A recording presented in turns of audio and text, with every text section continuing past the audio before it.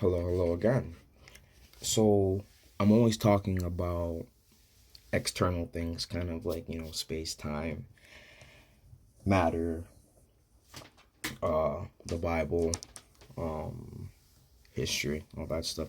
Those are things like outside of you. Those are things we see, like each other, like and stuff like that.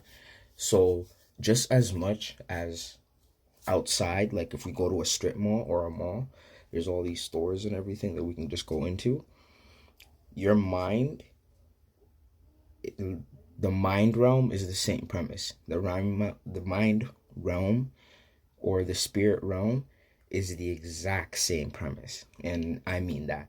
You can be looking at, oh, perfect example. This is like a tree or like a plant that I've been growing for a little bit. You can look at a plant.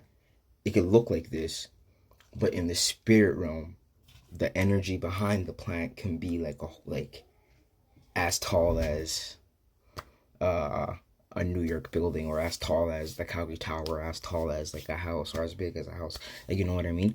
Like, this is what I mean by on this tip of the pencil, like a million angels can be on there, because the spiritual realm, its energy, what it encompasses, what it brings, what is like enticed in, is so much more than physical. Everything comes from the spiritual. So we can always backtrack something that happens here.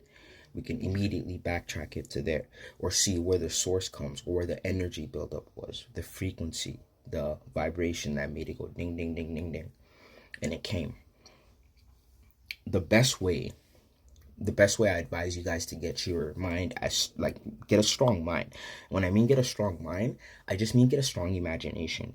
Like, legitimately, I'm actually surprised. I'm pretty worried, but most people don't have that voice in their head, that voice that talks to them constantly. And I just realized to myself, I spend a lot of time alone. Like, I'm alone, but not alone. There's a difference in that. But I spend a lot of time alone, and I don't speak a lot.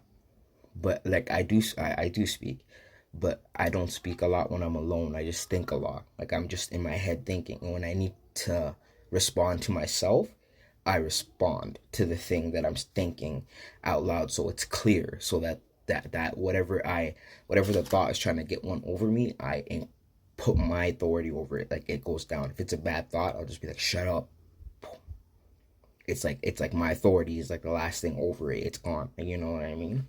And in in the same way that you're given that authority, that same way you have that authority over yourself, execute that authority, use that authority, and see where that actually leads you. See what your mind is actually thinking, because there's a lot of things going on in here. Sometimes it's not even us that we're just 100% listening to.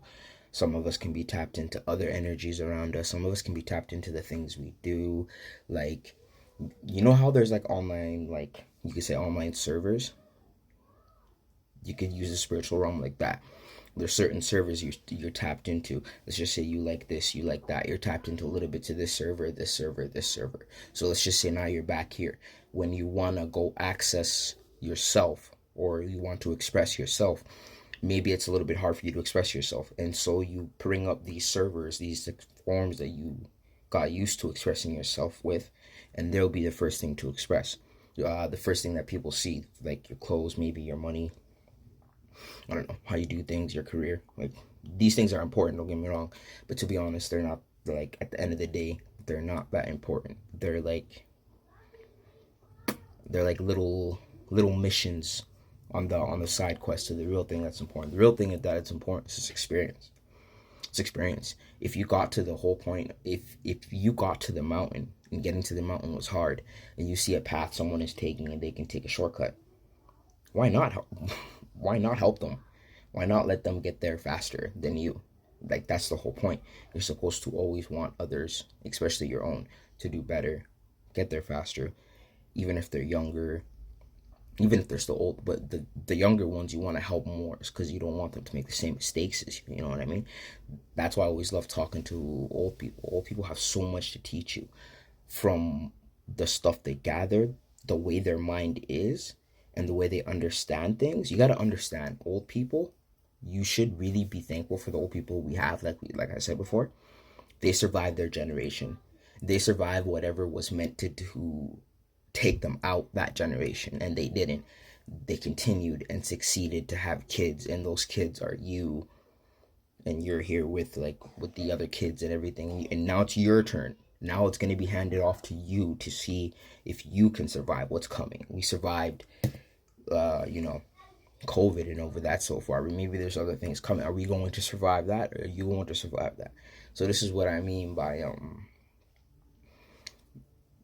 take advice from those people, because those people survived with generations are different, but you see things that are similar, that connect, and through that similarity you can learn from someone's, like, what access they have into their mind, to their spiritual realm. You can come and see that part of the realm and be like, okay, let me now add it to my realm, but then I don't have to experience it.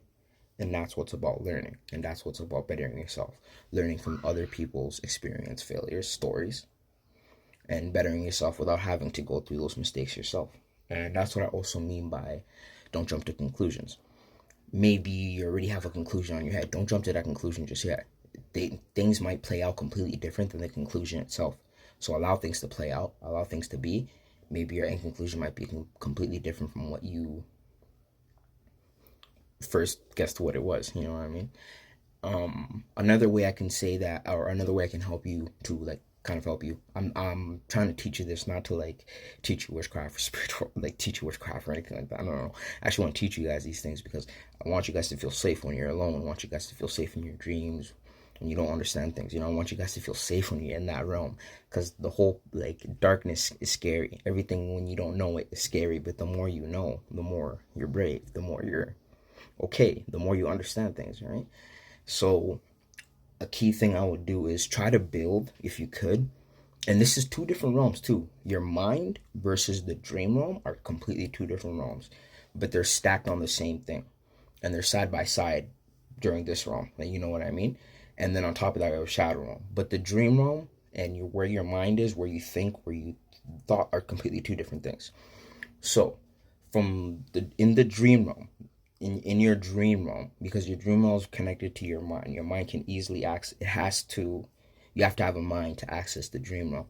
Try to build a place, or try to build your room or house. So whenever you, per se, let's just say you go to sleep, you see your house. Immediately it's like, oh, yo, that's my crib.